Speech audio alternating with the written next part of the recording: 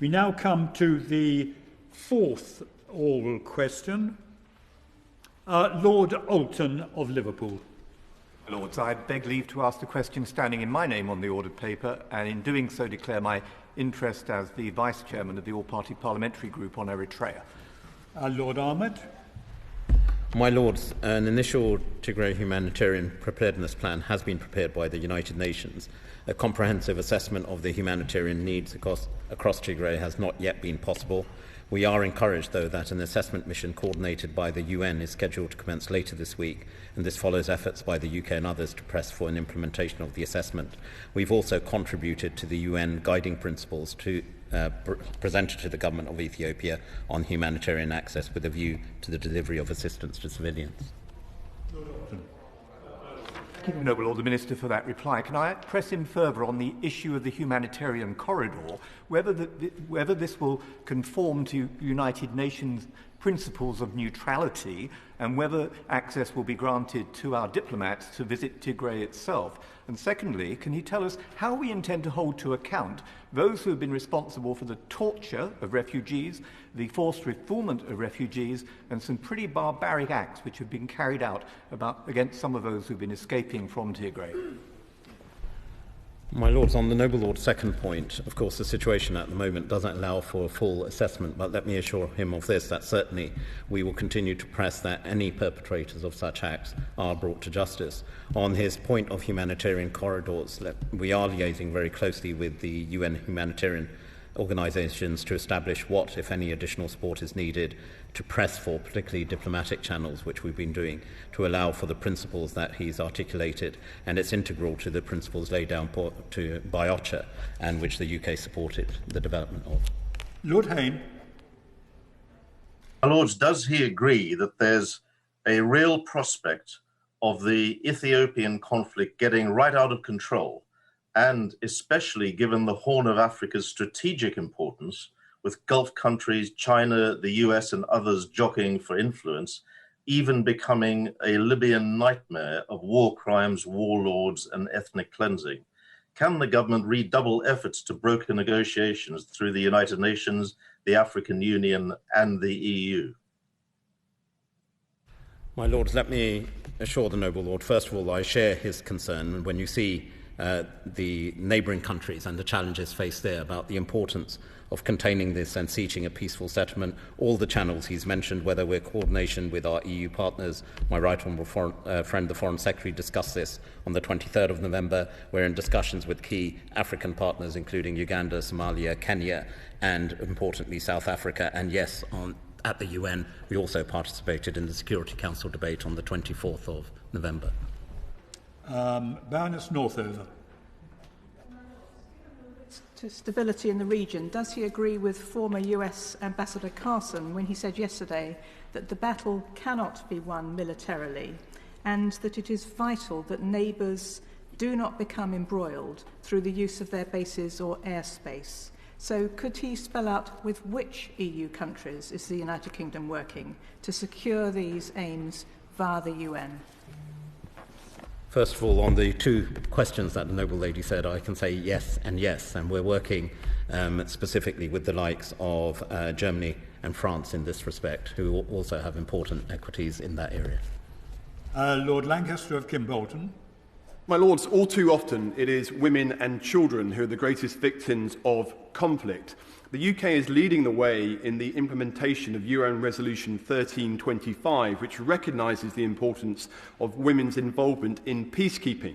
I visited and saw firsthand the UK contribution to the Peace Training Support Centre in Addis, but in light of recent events, is now the time to increase our commitment to that centre. My noble friend speaks with some insight and, of course, a great deal of expertise, and I share his view. One of the real successes has been the Women, Peace and Security programme run by the Ministry of Defence and the FCDO. On his specific question on whether we increase capacity, obviously the situation at the moment is very fluid on the ground, but he makes a very important suggestion, which I'll certainly take back and update him accordingly. Baroness Cox. My Lords, may I ask the Noble Lord the Minister what assessment Her Majesty's government has made of the Ethiopian Premier's assertion in Parliament on the 30th of November that his forces, quote, have not killed a single civilian during the conflict in the Tigray region. That followed a statement by the International Committee of the Red Cross on 29th of November that Ada Referral Hospital in the Tigrayan capital was, quote, running dangerously low on stocks, including body bags, due to an influx of wounded people, that 80% of them had suffered unspecified trauma injuries. And what can be done to help the supply of medical equipment much needed for that hospital. My Lord, let me assure the noble lady I've been speaking directly to UN agencies, as have other colleagues within the FCDO, and I share the important point she raised right at the end of her question, and we are pressing for unfettered humanitarian access. The situation in terms of numbers of fatalities is unclear, but clearly also a high level of internally displaced people. And I assure her we're using all good offices and lobbying directly with the country, as my right honourable friend the Foreign Secretary has done, to ensure unfettered humanitarian access to the region. Lord Collins of Highbury. Just picking up at that last point the noble Lord the Minister mentioned, which is the number of internally displaced people. Has there been an assessment on how many there are? And could he also tell us whether conversations have taken place with the governments of Sudan and Eritrea over the support that could be given to refugees at the border as well? My Lords, on the noble Lord's second point, the short answer is yes, we've raised it at a bilateral basis, as have international agencies. One figure I can share with him, we now estimate more than 45,449, as the latest figure I have now fled to Ethiopia for neighbouring Sudan. And that's an example of the figures we have been able to make an assessment on. Baroness Barker. Well, it's given that, in essence, this is a political and economic conflict, and given also that the Chinese government is the biggest economic investor in Ethiopia, is Her Majesty's government working with the Chinese government to see what influence it can bring to bear in order to calm matters and to bring about a potential negotiation between Ethiopia and Eritrea. The lady makes an important point. We're also one of the leading international donors in the country, and I assure her we're using particularly our discussions at the UN in pursuit of that aim. The Lord Bishop of St Albans. Prior to the conflict, Tigray was a safe haven for Eritrean refugees afraid to return home out of fear for persecution.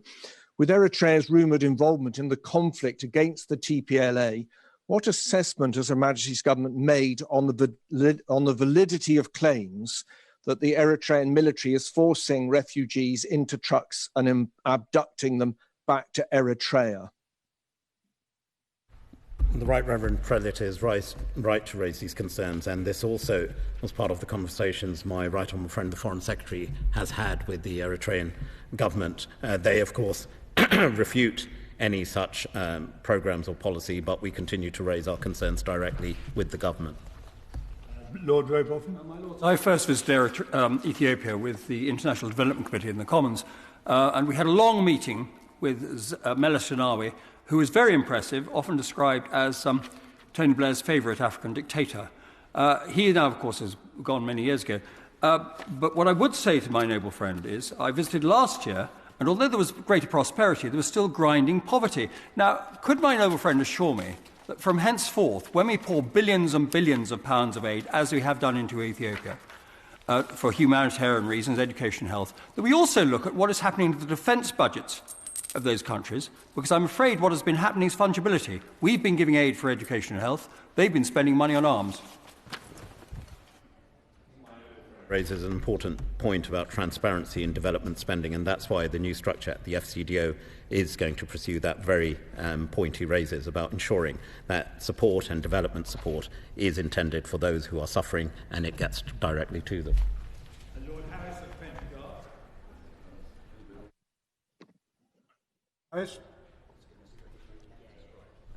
Would the noble Lord like to ask his question? Lord Harris. The Minister, in answer to the Baroness Nelthover's question, said that the government was in touch with France and Germany. Is the government in touch with any power within the region itself, which might be an influence for good? And what response have they had from the African Union about the role they might play in the area? Let me assure the noble lord, yes, we are in touch with some of the countries I've already listed, but Kenya, Uganda, Somalia, and South Africa, and we are dealing at the most senior levels of government within those countries in the region. Dowdy. My Lords, could I ask the Minister about local women being asked to be at the peace table from now on both sides, as it is only with local women at the peace table that we will get real peace? I agree totally with the noble lady. The United Kingdom's been at the forefront of women peace mediators. Indeed, we've launched several initiatives, and I agree with her. When women are involved in bringing about peace and sustaining peace, those peace agreements last much longer, and the evidence is there for all to see.